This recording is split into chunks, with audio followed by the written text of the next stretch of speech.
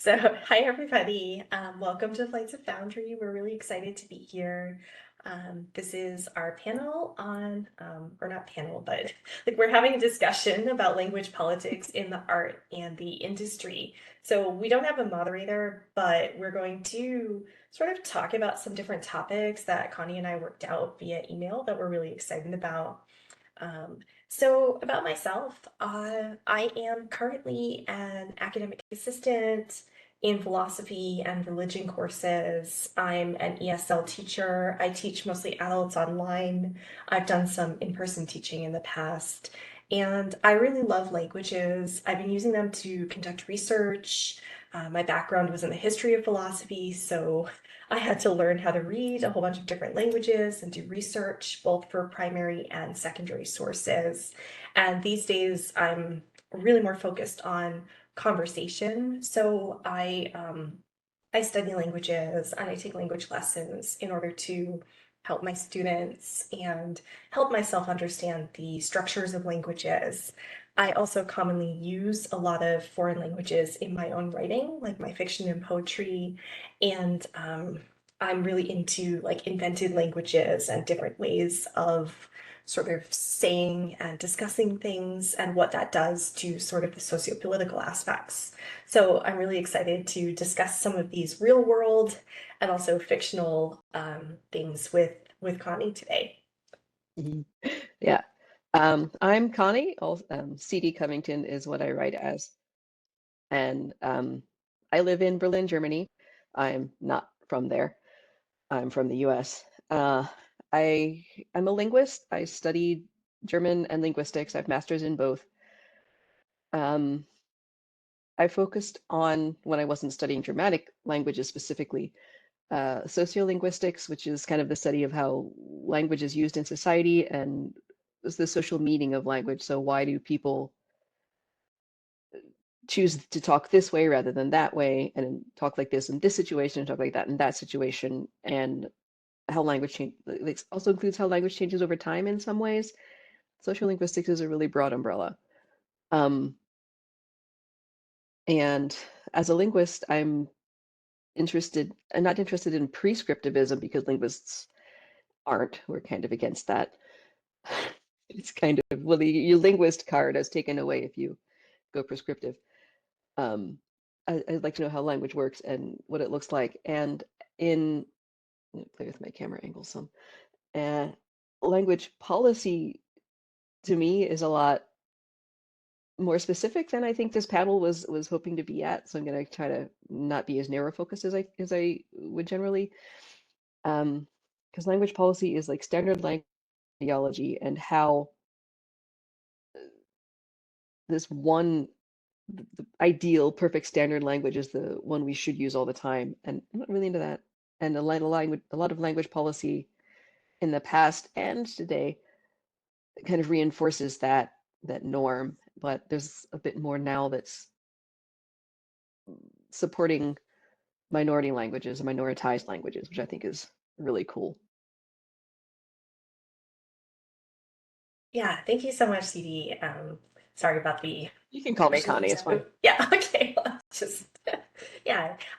Yeah, going off of that, recently I had a student who said that he's a researcher and he got invited to present at an academic conference. And he told me that the conference organizers who are in the US actually vet people's like researchers spoken English before they invite them to speak because they don't want to have somebody with quote unquote subpar English skills. So even though his profession has nothing to do with speaking English, he can't get certain professional opportunities without a certain level of linguistic skill or excellence. And every day I meet people who are trying to speak the right way.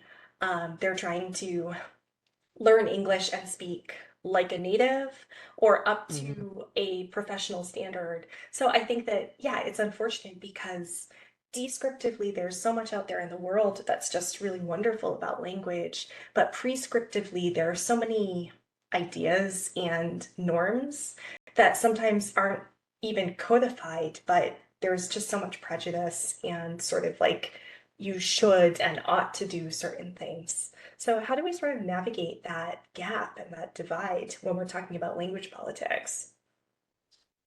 Yeah, in the real world, it's hard because you gotta. I think that will start to change mm, if you get more linguists into language policy, which is difficult because it's not. It's interesting, but it's not how language works, and that's what we care more about. Um, we just get mad about it a lot. Uh, yeah, in that, I think that plays a lot out in science fiction and fantasy and publishing in at least historically, where you have a lot of books being published that have to be fit this certain standard and fit this certain be copyrighted a certain way, and they want to take out all of the rough edges and the non-standard bits. And there's people writing today who write from more of a kind of a very I hate the word voicey, but it's voicey, um, like working class non-standard voice, and they have trouble selling their work because it's not right and it's not what they want, which is it's annoying because like I think it really narrows, not narrows. Yeah, I mean it narrows. What there's another word I'm looking for. It limits what people can see as people's experiences because that's what fiction is all about, right? Showing people's experiences. Yeah, I agree 100%. I mean, I've seen a lot of science fiction and fantasy and other writing recently, or even literary writing, where people want to use these things because they're markers of their identity. It doesn't matter if it's right or wrong, right? It's their unique experience. So I think that as both a writer and an editor, I want to put things that graph my personal experience out there in the world, and I also want to be able to read and understand other people's experiences without it necessarily being something that I'm tempted to correct, ask them to cut, ask them to explain, etc. So when I work with authors, as an editor deciding what to publish, I try to steer them in the direction of, is this authentic to you? Is Mm, this something that's coming from your experience? Is this thing that perhaps somebody could read and interpret as wrong? Something that is a convention in your dialect, your culture, even your family, right? Sometimes we have these sayings, even in our native language, that we use that, are a little different than what people might expect. And I think that those sorts of unique particularities actually make the writing stronger, and they make it feel more voicey, as you said, but like it really starts to capture that slice of the human experience.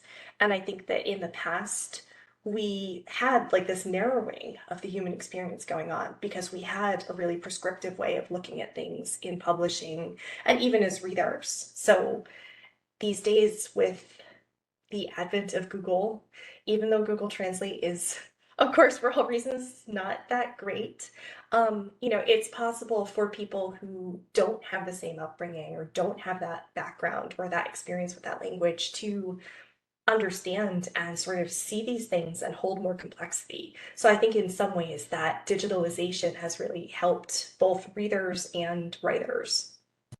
mhm.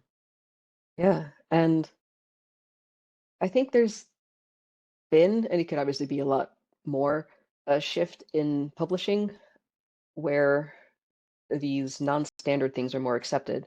I think it was this. I think it was our email discussion. I've had so many email discussions in the last week. I'm on so many panels, talking about italicizing words, foreign words, uh, or not italicizing them anymore because it's just a word. And I think that's interesting because there was a bit of a pushback about that mm, 10, 15 years ago. A big pushback about italicizing Spanish. Like I'm not italicizing Spanish in my fiction. It's Spanish, it's my language, it's a word, it's not exotic. And I think that kind of pushback against italicizing Spanish is not percolating, I think, percolating through, I don't think that's the right word, um, the publishing industry a bit.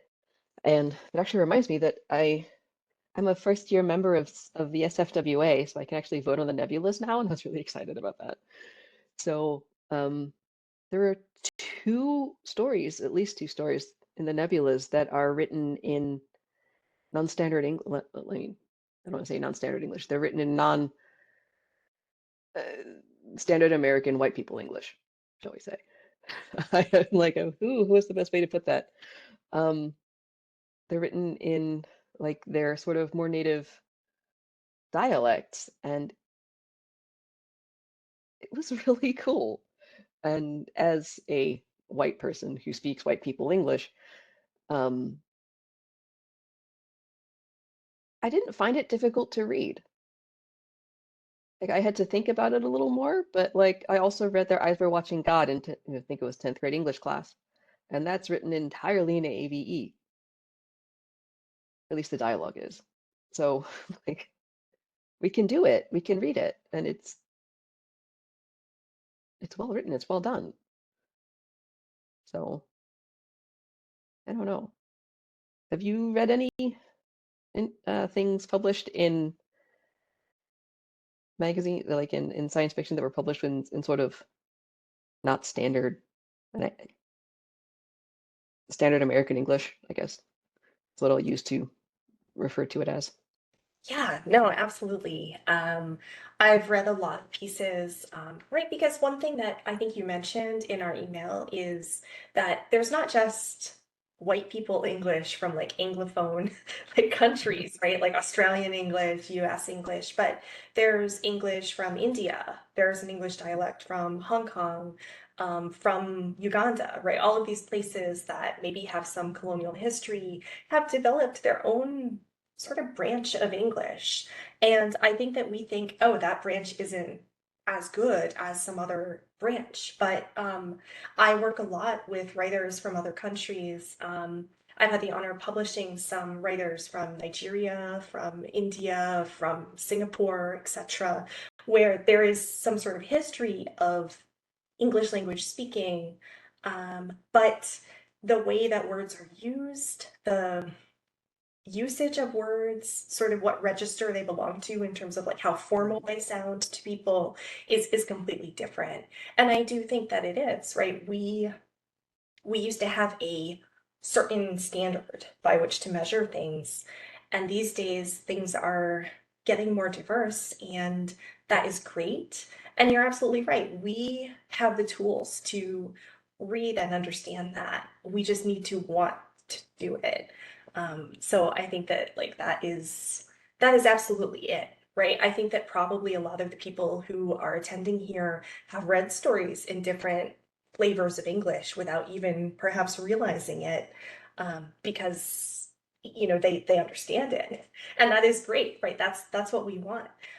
Nobody has the same exact experience as somebody else, whether you're a native speaker from the U.S. or not. So that's what we want to get on the page, right? We want to get somebody's linguistic history and background on the page. Mhm.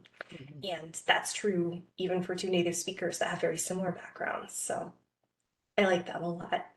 Um, as for the italicization issue, when I edit for Chestnut and for places like Uncharted, I do ask the author, I will say, hey, the industry is kind of moving away from this.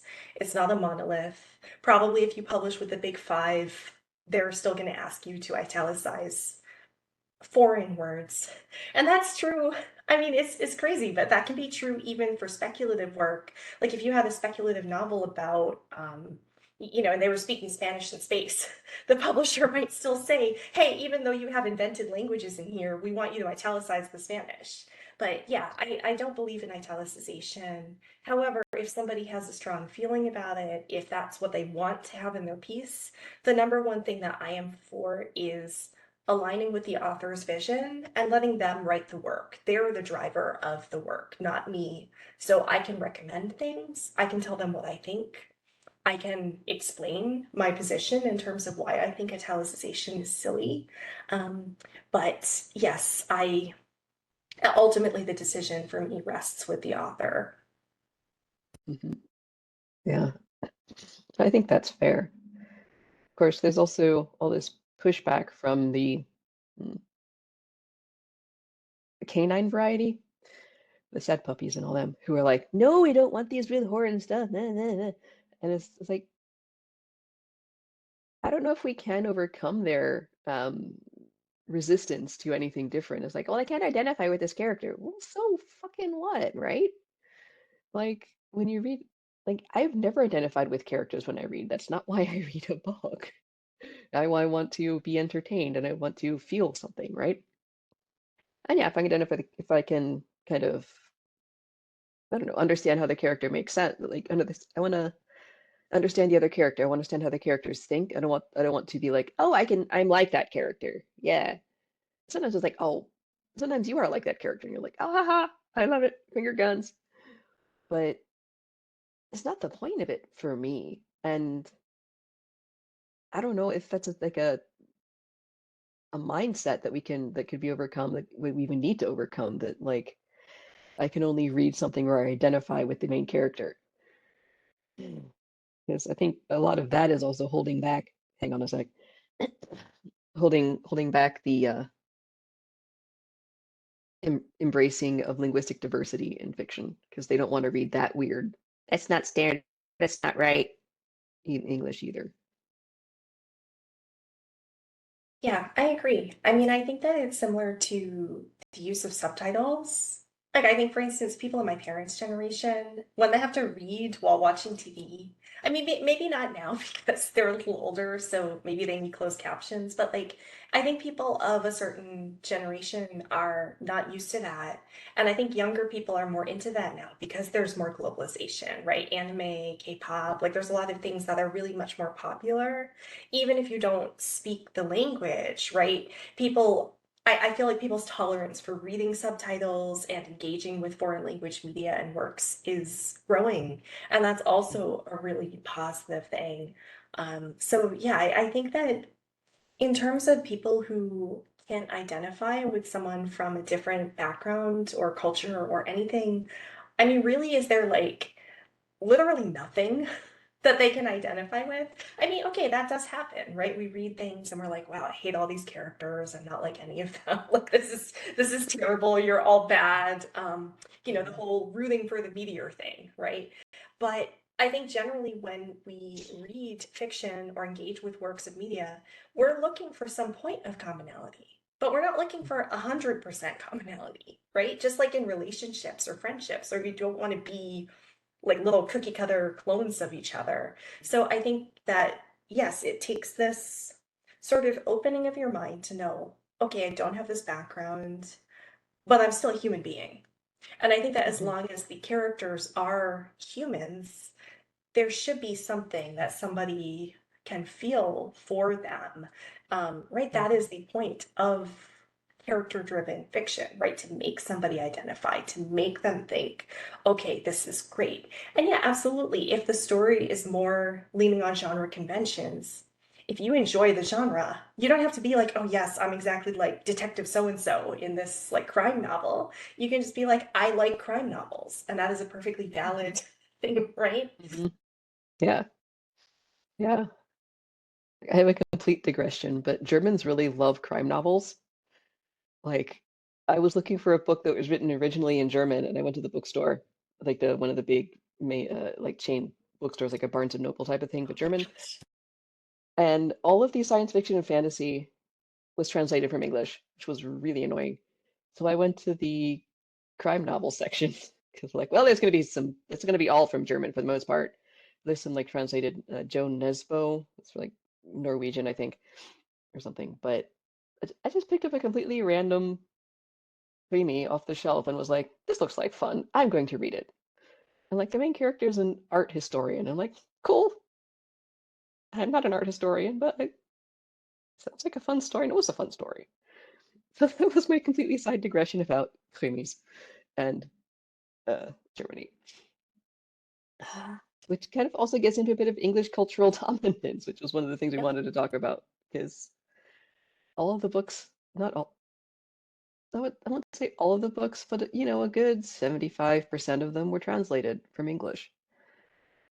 And that's really depressing because there's like it does sort of hinder, not I guess hinder is the right word for this hinders publishing in other languages. Like German has a pretty good publishing industry and a lot of books. And I went to the science fiction bookstore in Berlin and left with a stack like this high of books originally written in German. So they do exist, but you have to look for them. And I can imagine this even harder with I don't want to say smaller languages, but languages that are less dominant, I guess. I don't know. Like what's the phrase I'm looking for? What is the way I'm trying to phrase this? Um, I think some it, of it's like, do they have a strong cultural scene? Do they foster mm, the writing of certain things? Right? Do they have the infrastructure to yeah, teach that people too. how Yeah, to yeah. write? Yeah. Hmm. Yeah. And fuck. My brain is just shut off for a minute. Hang on. Oh no, Reboot. yeah. Yeah, let me tell you about, right? I think some of it is like, how many people does the country have too? Right? Because quality kind of rises to the top. So like, yeah, something like K-pop. Like I'm Korean American, like I'm adopted, but you know, K-pop is good because they have put a lot of money into it. Because Korea is a country of like 50 million people. So it's probably not going to produce as many people who, they're sitting at home and they're like, my dream is to be a pop star, right? As like countries that are bigger, like the US or, China. But, right, when there's a pipeline and when somebody gets really famous for having a global export, right, they put more effort into that. Um, I've done some traveling in Asia. So at one point, I was really interested in Cambodian history and culture. Now, Cambodia is a really small country, and also in the 70s, they had a dictator, Pol Pot. So, you probably know this, Connie, but like just for our Yeah, I heard of audience, it. like, Yeah. Pol Pot was a nationalist, populist, communist guy.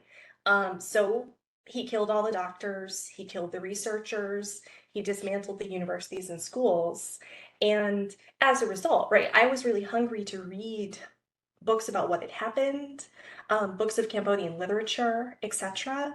But not only did the country undergo a genocide in which perhaps up to 25% of its population was killed, but the specific targets, the infrastructure of the country, including hospitals, schools, etc., and the people who were part of that infrastructure died off. So now there's a new generation. Things are looking up, right? There's change happening, but there's kind of like a history of culture that's been just destroyed and razed. So they don't even have the industry or the tools. Like they don't have they're developing things, but it's like not the same. So I think that a lot of countries are in a similar position where they're so far behind the curve because of reasons that are historical or not their fault in any way. But then it's like, okay, these things from other cultures come in to fill in the space. And it's easier to find somebody who's interested in translating, especially because translators don't necessarily have to be natives of that language. So it's easier to find people who can translate than to necessarily find artists and writers and researchers who can make that output. Yeah. Yeah. Everything. It's just everything's related to politics. Just really depressing because politics really sucks right now. I mean, it's always sucked. It sucked really bad in the 40s in Europe. It, it's, but like kind of on the infrastructure end of things, I just finished reading a book, nonfiction called The Stasi Poetry Circle about, so the Stasi is the East German secret police, and they they spied on everybody and they were the terrorists, not the terrorists. They were definitely not great people. Um, and in East Germany, they had the idea at the beginning of it to make it a kind of a literary society because they wanted to prove that they weren't fascists. So part of East Germany's founding myth is we are not the Nazis. And they kind of defined fascism as destroying culture, so they wanted to um, promote culture. And they wanted writers to be workers and workers to be writers. This kind of whole socialism thing. And there were something like 500 factories and other industrial worker units that had writing circles at them. And one of them was the secret police. And because they wanted to have this literary society, they published so many books. Like, I wrote it down. Hang on.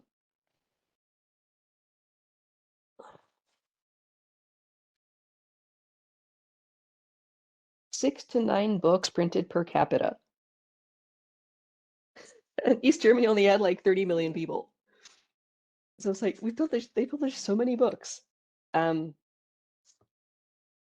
they wanted them to all be like pro-communism and make communism, support communism and make everybody happy little communists. But that, of course, wasn't really the case.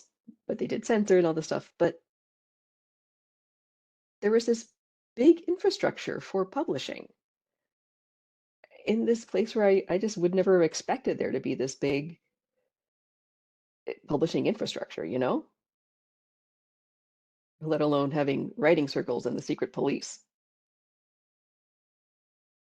But it's a good book. It's very interesting, and it was written in English, so it's out there. I think it's published by a British publishing house. That sounds really interesting. It reminds me of the Lives of Others movie. Yeah. Hmm. Um, yeah, I think that I've done some research because I have a degree in political science too. I forgot to mention that. Maybe I should have led with that. But I've done a lot of research on like post-war communist and like post-Soviet countries, including East Germany. And yeah, I think that art and propaganda, unfortunately, go together, right? So in some states, the state will promote art as another means of cultural expression, but the cultural expression is controlled, it's censored, it's literally checked by somebody who's not just like, hey Connie, italicize your Spanish, but somebody who's like, this is against the state, right? This is against Yeah. something. And that is occurring even today, right? In Russia, in China, right? There's censorship, and so it's just like famous. Oh, you can't use Twitter, you can't use Facebook, but I mean, more importantly, right? Movies that are produced have to be sanitized for that. So, if anyone is interested, there are some huge cases of parts of even like Marvel movies being cut out because, like, I teach students from China, and they love Marvel. Like, I don't care how much English they have. If you mention the Avengers or any superhero, right, they'll start talking about it because those movies are super popular there. But it does mean that when there are, for instance, LGBTQ characters, um, social values that go against Chinese things, or God forbid, any critique or criticism of the government, you'll notice that those scenes are usually pretty small and digestible. And the reason, unfortunately, is because they are cut before the movies are shown in those countries. Um, so I think that in some way there is a huge tension that I would love to explore as a researcher between the state artist and the work they produce for the state, which in some ways could still be called art, right? There are many famous musicians, composers, artists, etc., coming out of sort of repressive regimes. But there are also sort of counterculture artists and writers spearheading movement against the government, spearheading things that protest stuff, like overturning Roe v. Wade, for instance. Hmm. So I think that, there's a rich dialogue that any art has in terms of its political genesis, and also sometimes these subtle hits that the state artist is not happy with what the state is doing, even in these censored regimes. Hmm. Yeah. I mean, like even during the Soviet Union, there was samizdat with the basically homemade printed zines where you just like ditto copied them in your basement because you had to do it in your basement because if you got caught, they would, throw you in the gulag, and that would not be great. Yeah, like it's like that Bertolt Brecht. Will there be dancing in the dark times? Yes, there will be dancing or poetry about the dark times. I changed it to dancing for some reason. There'll be dancing about the dark times because it's funnier, I think. But yeah, it's Yeah. yeah. Have we strayed a bit far from the topic, or are we still kind of on topic? I think we're pretty on topic. I think that one thing that we should keep in mind, right, as creatives is when we design a world, right, what should the language do? Right, what Mm-hmm. should the people do? Are they in protest of the government? Are they for the government? Is there some good and bad language? Are there norms and standards? Right. So I think all of these things are really relevant to thinking about world building and thinking about your character's place in the world. What is their linguistic background? What is their history? And what are they struggling against, frankly? Like, I think there's a lot of rich material there in terms of like setting up writing and setting up characters and worlds. Mm-hmm. Yeah. In my I'm running a workshop tomorrow afternoon my time.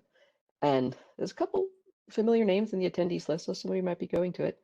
And um that's one of the things that I'm not going to have a lot of time to talk about because it's a 4 hour workshop, but even so, it's impossible to fit everything I want to talk about in 4 hours. And I think that's definitely a very important thing to think about. And I hope I can give some starting points to work on with that. Um, and I'm on like 8 panels this weekend, so I was probably going to be talking about that at least 2 more of them. um, yeah, That's totally it's fair. Yeah. but yeah, like I mean, I don't mind talking about it here because I think it's really interesting, and I will talk about it at length if prompted. Um, is like sociolinguistics is basically this. How do people use language, and what does it mean, and how do they create their identity and perform their identity using their language? There's multiple studies. There's two that I've read and can think of. Well, I've read and reread recently um, that look at specifically at how teenage girls in one study was outside Detroit in the mid 80s, one was in California in the mid 90s, and just they're what's it called? Not demographic studies. Anthropological, except is it anthropology? Ethnography, that's what it is. Ethnographic studies of high school girls, which is a fascinating thing. And if you have a PhD project you want to work on, you can get funding for it.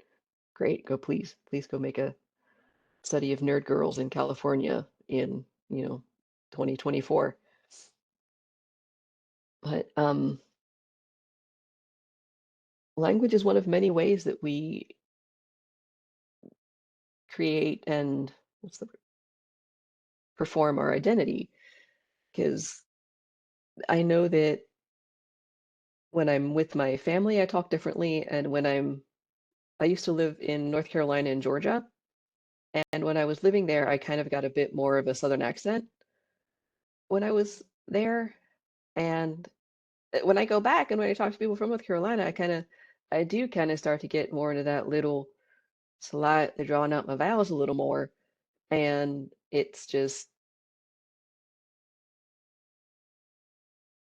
a thing that we do. And there is, it's just important to our identity. Just like it's the way you cut your hair, the way you wear your earrings, if you have tattoos, if you wear kind of clothes you wear, it's just everything's about identity, really.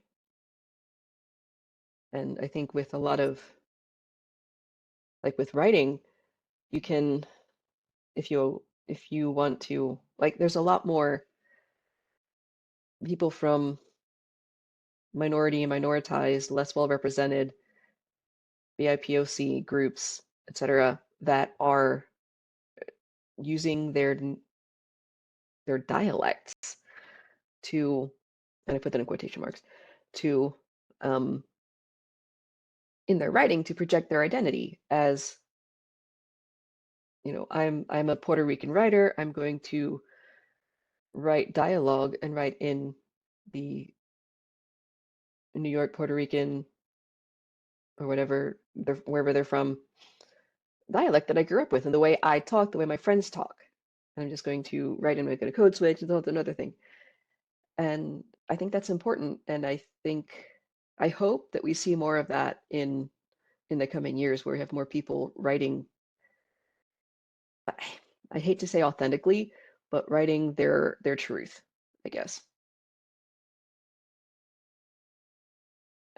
Yeah, I feel you 100%. I mean, I grew up with like sort of a hybrid Boston kind of New England accent that I then lost when I went to college because people kept asking me questions and I just felt like I didn't belong. Like they would ask me questions, they would confront the way I said certain words.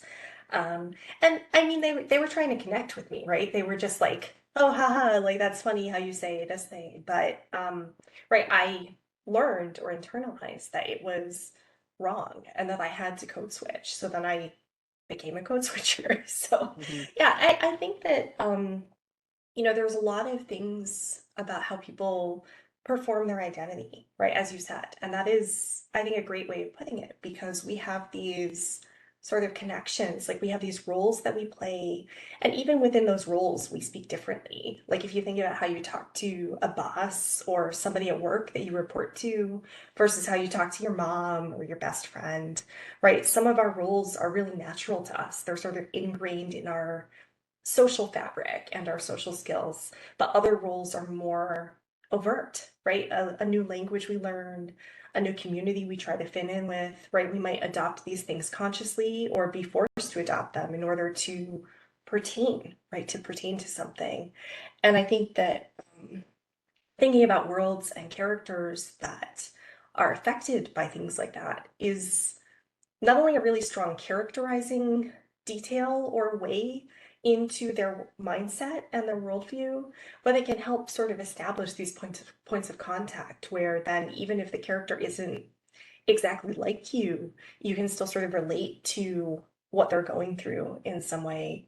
Um, I wrote a story that was inspired by, like, it's a speculative story, but it was inspired by, like, sort of the wars from this last century, like the Korean War, the Vietnam War, and the way that white soldiers came into these communities and changed the lives of the people who were working there, who ended up being like their support staff, their, hey, let's get off the base and go to a restaurant, right? Like, what is it like to serve people from a culture that believes it's superior, from a language that believes it's superior, who's coming in and saying, hey, politically, you're upside down, and we're going to step in and solve your problem. What is it like to be somebody living in that situation? So the piece is about the reclamation of a native language, right? So it's sort of the self whitewashing to fit in, to give services to this community and make a living. And then the gradual sort of de-arcing from that, the reclamation of identity as a reclamation of your original name, your original language. So I think that there's really a lot of interesting territory to be mined, regardless of where you're coming from in terms of writing, because thinking about these things is a really interesting way to get into that. Yeah, yeah, for sure. Yeah, and I am white people, so this is not really something I'm comfortable or really. I want to say qualified, but like it's not really my place to comment on that sort of thing. Um, but yeah, I would love to see more of that. in publishing and be published. And like, we've been here forever. As white people, we've been in charge. It's been in charge too long, and it's time. It's time for us to you know, take a back seat a bit and let other people have their turn, because it's been dominant far too long. But in about the last 10 minutes, I think we have till 50. Is that right? Yeah, I think so. Yeah. So does anybody have questions? There's nothing in the chat, so I don't know if anyone has questions. There's a little bit up in Discord, but there's talking about stuff. And Clarissa posted the essay I was thinking about, Daniel Jose Older's,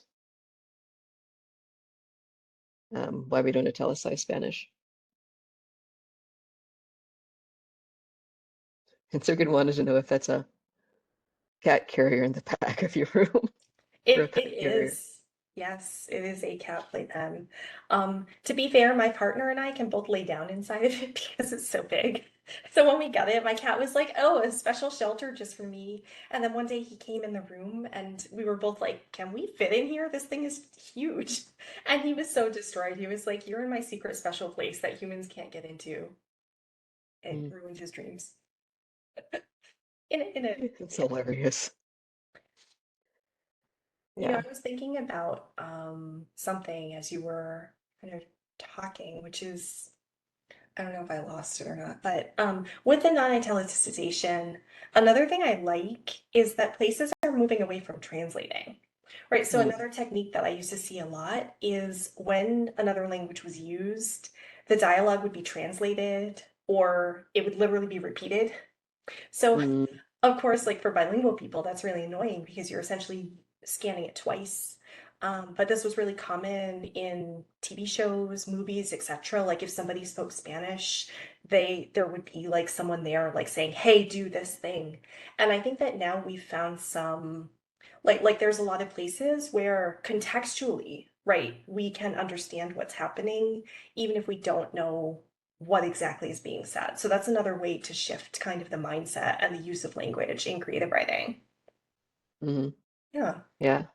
I've seen a lot of interesting, I don't want to say tricks, techniques to have like somebody will say something in Spanish, and then it won't be translated, but it'll be like the narrative in the next bit might say something about what they just talked about without translating it, just kind of like a little cue toward people who don't speak Spanish or something. But Arturo Serrano has a question. If English loses worldwide dominance, likely to Chinese, what adjustments do you foresee literary culture will need to make? And that's an interesting one, right? Because Yeah. Chinese science fiction is kind of in a, I don't want to say renaissance, but it's kind of there's a lot of it being translated into English, or at least more than from other languages. And I haven't read any of it, I admit, mainly because the three body problem seemed too hard SF for me, and that's just not really my thing, so I didn't read it. Um, so I don't know if there's a difference in story style, if there is. I don't know. Do you know? Have you? Yeah. So I think on a long enough time scale, yes, things will change. I think on a shorter time scale, no. I mean, there's already a well-developed literary culture and a mechanism for producing English language stories that maybe then get disseminated and translated. So I think that in that sense, that will still be like a hallmark of culture, regardless of what is worldwide dominant. Maybe it means that fewer books and works will get translated from English. And like in Germany, there will be more Mm. books that were originally in Chinese in the Mm. bookstore. Um, but there is a different story structure. So instead of like the hero's journey or the traditional like Freitag's pyramid, yeah, there's something called a Kisho Kentetsu, which is a a Japanese term, but it's the same sort of thinking. You can see this in if you see the one of my favorite movies is Hero. It has Jet Li and I mean that's really but it's a Zhang Yimou movie and it has this structure, right? So there's a sort of opening, then there's like a deepening of the opening, there is a twist, and then a resolution. But even though those words like twist and resolution, that kind of starts to sound like the hero's journey or like the narrative arc, it's really not. It's a much more balanced story. And sometimes it just doesn't seem like all the things get resolved or there's so much payoff the way that we want. Like I think our Western story structure is all about the climax, right? It's all about that moment and then the coming down from that. So if you've ever seen like anime or like a K-drama or something where you're like, hey, the story kind of ended, but now there's like four more episodes or so, right? Like that is why. Like that's that impulse Hmm. to have a different sort of story texture and structure where there's like a lot more of a denouement and you're like, what's happening here? There's like a lot of stuff. Did I need this? And maybe there's no big confrontation. There's no big moment of like conflict or tension that's like boom. Um, so I think that maybe that will gain more prevalence. Yeah. Hmm. Yeah, that would be, I would love to see more of that. I am, as I put it sometimes, a recovering weeb. Um, I had a big otaku phase in the early 2000s, and it took 2 years of Japanese. Yeah, yeah, I'm one of those. Um, but it's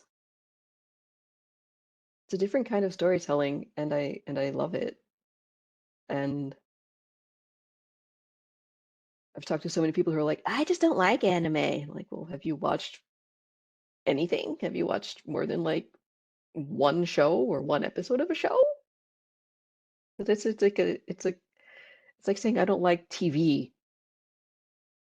It's like, okay, you don't like TV. What have you watched? I watched an episode of Breaking Bad. Okay, maybe you'd like The Simpsons. Maybe you'd like Family Guy. I don't know. Maybe you'd like something else entirely. You know, it's like the heck, you know? RuPaul's Drag Race. I don't know. The Great If you British love Baking Drag Show. Race. Yeah. No, my mom was the same way. She was like, "You're watching cartoons." And I said, Hmm. "Mom, they're not like cartoons for kids." And it just like it kind of broke her mind. Yeah, yeah. Like I have my virtual background, as you can see, because my camera is way too wide angle and you can see everything. But on the bookshelf behind me that you can't see, I have the a lot of manga, a lot of manga, including the entire Gundam the Origin hardback set. I'm still a Gundam fan. Can't take that part away. But somebody, Goran Lowy, in the chat said that he talked, or they talked to Neil Clark some time ago, who said that a lot of Chinese science fiction is discovering many of our classics, and Neil is seeing a lot of science fiction short stories and books written as response to the Western classics. And I think I would love to see that. I would love to read more of that because everything responding to the classics is always great, especially with a different perspective. Yeah, for sure. I think that obviously there's lag, right? Because there's lag in how long, okay, the book is finished, now it's going to be translated to another language. And yeah, sometimes things take off that were never popular here. Hmm. Like, it's weird how art works in that sense. I think that's one of the most beautiful things about it, right? That like sometimes you don't know what the impact is. But certainly I think it's great to open this dialogue and sort of see how these sort of traditional classics are hitting people that are then kind of coming back and writing these things that clearly have a legacy or a lineage in that, but they're from a different culture, right? They're from a different native language and a different sort of standpoint. I think that's one of the most wonderful things about any type of art, and how it sort of wanders around our globe and gets into people's heads. Hmm. Yeah. That's I guess the bright side of globalization, as opposed to the dark side, which is literally everything else, right? But yeah, it looks like we're out of time. It's 10 till, and our Bartholomew has not come in to kick us out yet, but as I understand it, there will be more conversation going on in the Discord. Of course, I'm on a panel again in 10 minutes, so I just got an alert that I'm on another panel. The panel room is open for me, so I might see some of you there. And do you have anything you want to say to at the end, Yeah. Myrna? Yeah, no, thanks everyone. I have some other panels. I think there's still like a space in my workshop. It's tomorrow morning at 8 Eastern, but we're going to use speculative poetry to kind of talk about trauma. It's also fiction friendly if you write Flash or you want to do some character work. And I really enjoyed this conversation, Connie, so thank you for that. And I'm looking forward to seeing you again on Sunday, I think. So Maybe. maybe. Yeah. Who knows? Yeah, Yeah. I I'm on a mean, lot of different I things. printed out my schedule. Oh, Wait, it went away because of the green screen. But yes, there's my schedule. It's really busy. yeah, Uh, yeah, and I taped it up so I don't lose it. yeah. All right, thanks for Yeah. everything, guys. Yeah. Yeah, It if you have some was a great questions. conversation. Yeah. All right. Take All care. right. Thank you. Ciao.